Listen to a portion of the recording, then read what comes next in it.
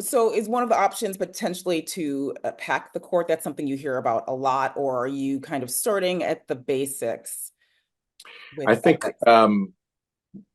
a lot, a certain amount will depend on where we go with the investigations. When you think of all the horrible stuff we already know about the exotic vacations secretly paid for by billionaires for the justices who rule for them, about the motorhomes with no taxes paid on the big donations to them, the forgiveness of loans, the money being funneled by special interests to the spouses of Supreme Courts, that whole rotten mess is probably just the tip of the iceberg. I think there's a lot more to find out. And once we have a full case to present to the American people, then I think our legislative aperture opens. But what people are excited about right now is ethics reform, which polls above 75%, and term limits, which polls actually above 80%, in, if you can believe it, a Fox News poll. So those, I think, are the smart places to go where there will be less political pushback and we have more public support and public momentum. And if you actually look closely at my term limits bill, it's retroactive. So the justices that have been on the court for 18 years start cycling out in very short order. And that helps relieve the court of Roberts, Thomas, Alito, and some of the more flagrant captured justices.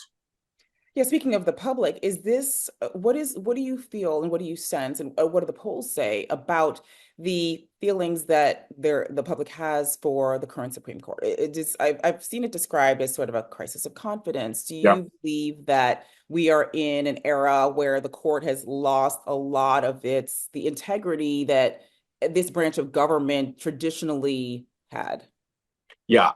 In pursuit of the wishes and desires of these creepy right-wing billionaires, the court has essentially degraded itself and destroyed its own legitimacy and credibility, to the point where recently there was a poll that said 60% of Americans disapprove of the Supreme Court.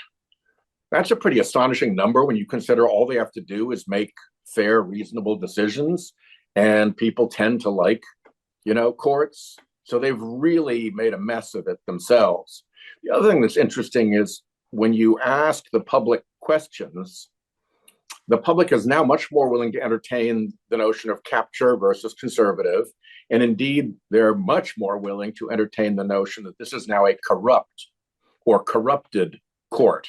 That was a piece of language that I tried to avoid because I didn't want to scare people away when I first started explaining how the court was captured. But most people now who think about the court don't have any concern about using the word corrupted. And in fact, the women that I mentioned who are the prominent court watchers now, I think every single one of them at one stage or another has used the word corrupt or corrupted. So there's been a huge shift, not only in the numbers of people concerned about the court and the disapproval of it, but also the terminology that is acceptable about what has gone wrong.